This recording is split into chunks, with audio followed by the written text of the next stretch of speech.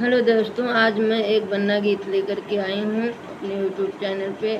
आप लोग हमारा गाना सुनिए और कैसा लगेगा कमेंट करके ज़रूर बताना दोस्तों।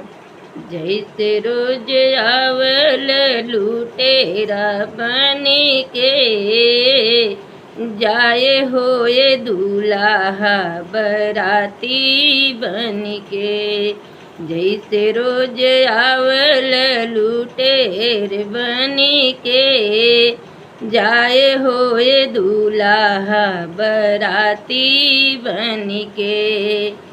जाए होए दूल्हा बराती बन के।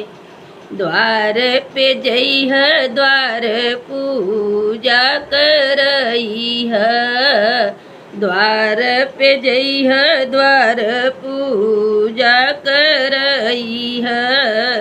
द्वार पूजा करा के तू ससुर से मिलीह, द्वार पूजा करा के तू ससुर से मिलीह।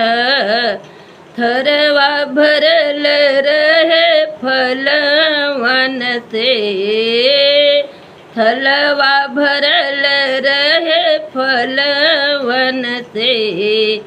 जाए होए दूल्हा बराती बन के, जाए होए दूल्हा बराती बन के।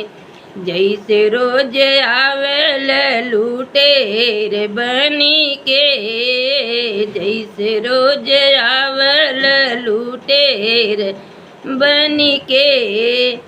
जाए होए दूल्हा बराती बन के।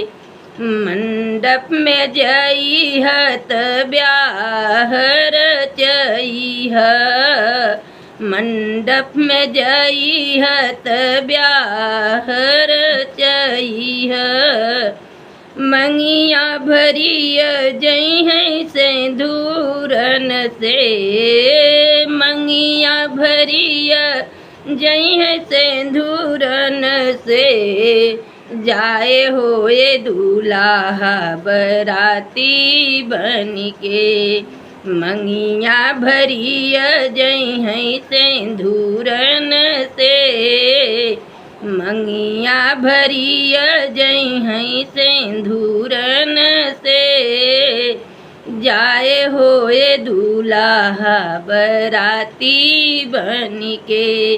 जैसे रोज आवेल लुटेरा बनी के, जैसे रोज आवेल लुटेरा बनी के। जाए होए दूल्हा बराती बन के। कोहबर में जइह दही गुड़ जूठरिह, कोहबर में जइह दही गुड़ जूठरिह।